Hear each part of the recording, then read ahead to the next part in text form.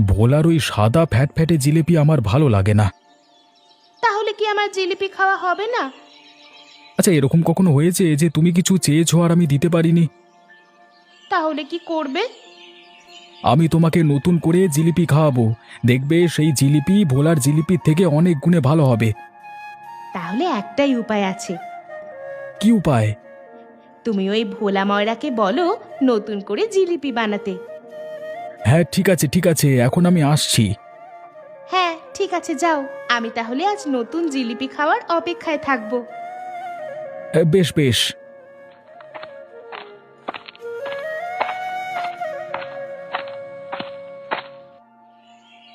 মেসোমশাই কোথায় গো? আরে ও মেসো, হ্যাঁ বেরিয়ে এসো, দেখো আমি এসেছি পিনাকি। আরে তুই হঠাৎ করে এসেছিস? হঠাৎ করে কেন, মানে আরে আমি আসাতে তুমি খুশি হওনি নাকি?